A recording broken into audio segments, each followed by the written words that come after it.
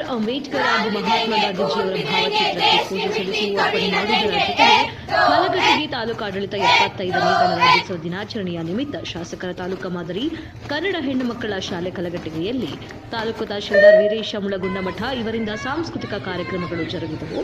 ಧ್ವಜಾರೋಹಣ ನೆರವೇರಿಸಿ ಸಂವಿಧಾನ ಪೀಠಕ್ಕೆ ಬೋಧನೆ ಮಾಡಿದರು. ಬಳಿಕ ಕಲಘಟಗಿ ಆರಕ್ಷಕರಾದ ಶ್ರೀ ಸೈಲ್ ಕೌಜಲಗಿ, ಪಿಎಸ್ಐ ಬಸವರಾಜ ಯದ್ದಲಗುಡ್ಡ ಇವರ ನೇತೃತ್ವದಲ್ಲಿ ಪೊಲೀಸ್ ಪರೇಡ್ ಹಾಗೂ ಅರಣ್ಯ ಇಲಾಖೆ ಸಿಬ್ಬಂದಿ ಮತ್ತು ಶಾಲಾ ಮುದ್ದು ಮಕ್ಕಳೊಡನೆ ಪಥಸಂಚಲನ ಮಾಡಿ ರಾಷ್ಟ್ರಧ್ವಜಕ್ಕೆ ಹಾಗೂ ಸರ್ಕಾರಿ ಅಧಿಕಾರಿಗಳಿಗೆ ಸಲ್ಯೂಟ್ ಮೂಲಕ ಗೌರವವನ್ನು ಅರ್ಪಿಸಿದರು. ನಮ್ಮ ದೇಶಕ್ಕೆ ಸ್ವಾತಂತ್ರ್ಯ ಸಿಕ್ಕ ನಂತರ ನಮ್ಮ ದೇಶಗಳಲ್ಲಿ ಸಾಕಷ್ಟು ಬದಲಾವಣೆ ಹೊಂದಿದೆ. ಆರ್ಥಿಕ ಸದೃಢ ಸಬಲತೆ ಮತ್ತು ವಿದ್ಯೆಯಲ್ಲಿ ನಮ್ಮ ದೇಶ ಮುಂದಾಗುತ್ತಿದೆ. ಇಂದಿನ ಮಕ್ಕಳು ನಾಳಿನ ಪ್ರಜೆಗಳಾಗಿ ಬೆಳೆಯಬೇಕು ಎಂದು ವೀರೇಶ ಮುಳಗುಂಡಮಠ ತಿಳಿಸಿದರು.